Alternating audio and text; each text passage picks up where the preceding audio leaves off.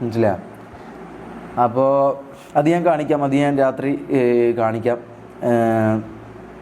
അപ്പോൾ അതുണ്ട്. പിന്നെ ഈ പറഞ്ഞ പോലെ മമ്മു എന്ന് പറയുന്ന വ്യക്തി അവൻ്റെ കൂടെ വർക്ക് ചെയ്യാൻ തുടങ്ങിയിട്ട് കൂടെ കൂടിയിട്ട് 2.5-3 വർഷമായി.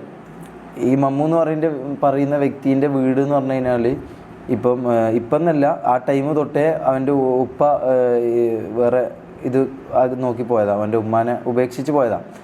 അപ്പോൾ അതൊക്കെ ഇവനറിയാം. അതൊക്കെ അറിഞ്ഞുകൊണ്ട് തന്നെയാണ് ഇവൻ എടുത്തത്. ഇവൻ ലൈവിൽ അവൻ്റെ ഉമ്മാനൊക്കെ വിളിക്കുന്നുണ്ട്, ഉമ്മാന് വിഷമിക്കേണ്ട വരില്ല, അങ്ങനെ ഇങ്ങനെയൊക്കെ കുറേ കാര്യങ്ങളൊക്കെ പറയുന്നുണ്ട്.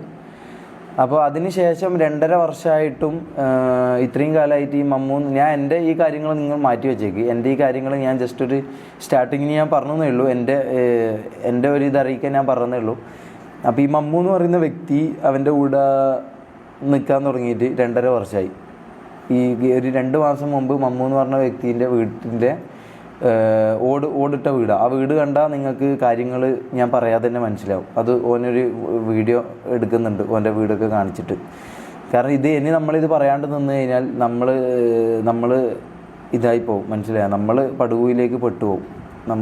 നമുക്ക് ഓൾറെഡി സൈബർ ബുള്ളിങ്ങും ഇവിടുന്നൊക്കെ മൊത്തം ഇത് കിട്ടുന്നുണ്ട്. ഇവൻ്റെ അടുത്ത് നിന്ന് ഇറങ്ങിക്കൊണ്ട് നമ്മളെന്തോ ഈഗോ കാണിച്ചു, അല്ലെങ്കിൽ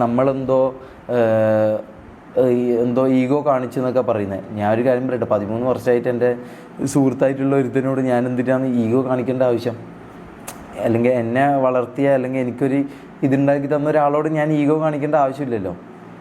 എനിക്ക് ഈഗോ അല്ല സംഭവം. എന്താണെന്ന് വെച്ചാൽ നമ്മൾ ഈ പറഞ്ഞ പോലെ പിന്നെ പേഴ്സണലായിട്ട് നമുക്ക് അവിടെ ഉണ്ടായ, നിങ്ങൾ ക്യാമറയിൽ കാണാത്ത ഒരു രൂപവും ഒരു സ്വഭാവവും അവനുണ്ട്. അത് നമ്മളവിടെ വീട്ടിൽ താമസിക്കുന്നവർക്ക് മാത്രമേ അറിയൂ.